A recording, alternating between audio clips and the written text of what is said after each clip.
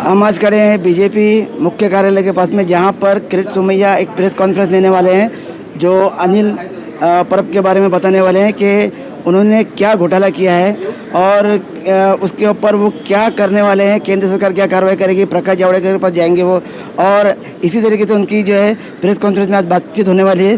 तो अंदर चलते हैं और चल के देखते हैं कि वो इस विषय में क्या कहना चाहते हैं। 6 मई को दापोली जाकर अनिल परब के रिसोर्ट का घोटाला उजागर करने के बाद में 11 मई 2021 को अनिल परब जी ने, उनके पार्टनर ने ग्राम पंचायत तलाटी के यहाँ नॉन एग्रीकल्चर टैक्स 4 साल का 1 मार्च 2017 से 31 मार्च 2021 का अभी भरा, कोई इन्हें न होने के बावजूद अपने सरकारी मंत्री पद का इतना दुरुपयोग के कारण अनिल परब पे कार्रवाई हो। आपको लगता है उद्धव साहब उस पर कार्रवाई करेंगे?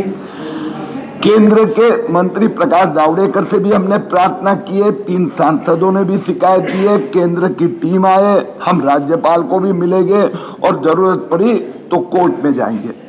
धन्यवाद। फोर्जरी करके सरकारी दस्तावेज के अफरा तफर करके कोविड लॉकडाउन के दरमियान मार्च 2020 से फरवरी 2021 के बीच में दापोली समुद्र किनारे पे 10 करोड़ का एक अनऑथोराइज्ड इलीगल रिसोर्ट बनाया। इसको कभी कोई परमिशन नहीं मिली थी। अनिल परब ने ये जगह जून 2019 में ली और फरवरी 2021 में अपने पार्टनर सदानंद कदम के नाम से ट्रांसफर की।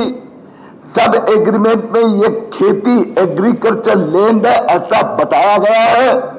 आज भी सरकारी दस्तावेज में वो एग्रीकल्चर लैंड है और इसके लिए अनिल परब के खिलाफ फौजदारी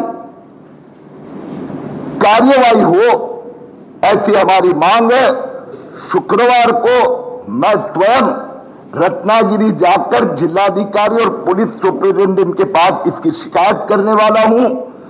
नेक्स्ट सोमवार को मैं राज्यपाल जी को मिलकर अनिल परब को मंत्रिमंडल से हकाल पट्टी हो, ये मांग करने वाला हूं। भारतीय जनता पार्टी के 3 सांसद गिरीश बापट, गोपाल शेट्टी और मनोज कोटक ने भी इस संबंध में केंद्रीय पर्यावरण मंत्री प्रकाश जावड़ेकर को लिखित शिकायत की है। इसमें 2 चीजें हैं।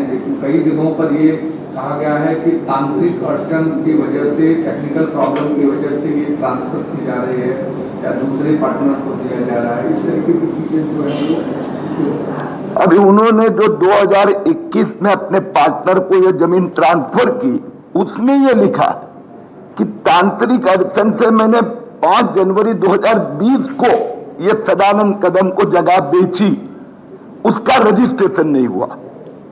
लेकिन उसने जो भी समझो बेची 2020 में, तो भी वो तो एग्रीकल्चर लैंड ही थी उनका। अभी अनिल परब अपना मंत्री पद बचाने के लिए ये सब दोष अपने पार्टनर पे डाल रहे हैं। फर्क उतना ही है, लेकिन मूल जो गुनाह है वो तो वैसे का वैसा ही है। क्या मंत्री होने के कारण सरकारी तंत्र पर दबाव बनाकर गैर कानूनी तरीके से एग्रीकल्चर लैंड पर स्ट्रक्चर? सिर्फ इतना नहीं है, कोविड में जब सरकार ने 100% लॉकडाउन घोषित किया, तब यह मंत्री वहां पर एक इलीगल रिसोर्ट का बांधकाम करता है। इससे ज्यादा खतरनाक बात कौन सी हो सकती है?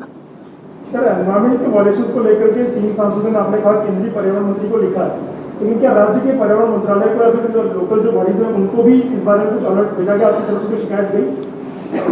जैसे यहाँ पर शिकायत की और प्रत्यक्ष अभी मैं 6 मई को दापोली के तहसीलदार से लेके सबको शिकायत करके आया।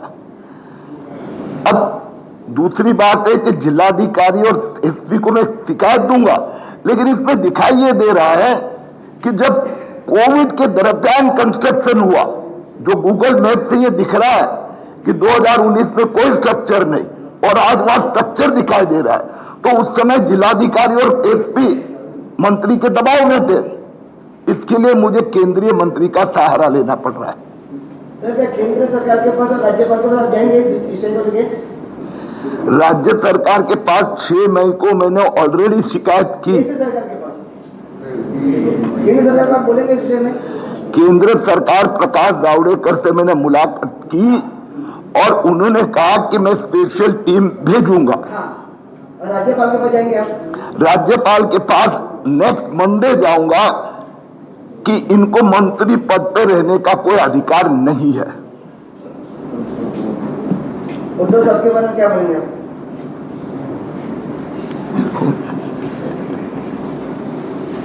सर, अनिल देशमुख सॉरी, वो जयश्री पाटिल, और उनको स्टेटमेंट के लिए बुलाया।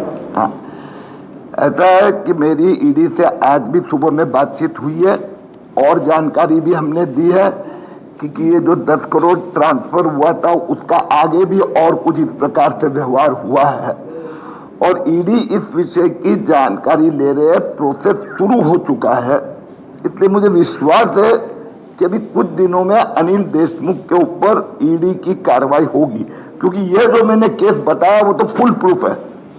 उसमें तो सीए ने कबूल कर दिया क्या अनिल देशमुख के पास से पैसा लिया और चेक दिया।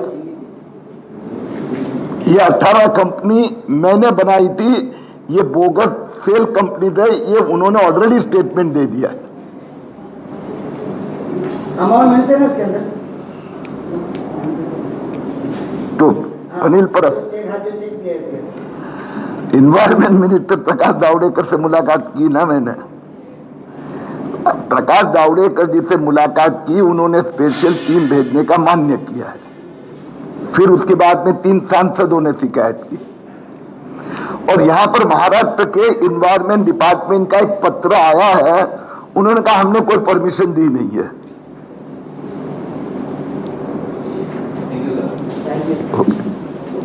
जैसा कि अभी आपने देखा, किरीट सोमैया ने इन पे कई आरोप लगाए और उन्होंने ये भी कहा कि हम केंद्र सरकार के पास जाएंगे, प्रकाश जावड़ेकर से भी मिलेंगे, उनको भी लेटर देंगे और उसके बाद में फिर हम लोग राज्यपाल के पास भी जाएंगे और फिर रत्नागिरी कमिश्नर के पास भी जाके वो कंप्लेंट करने वाले हैं। देखते हैं कि इसका क्या असर होगा। C24 न्यूज़ के लिए कैमरामैन रुखसार के साथ साजिद कुरैशी।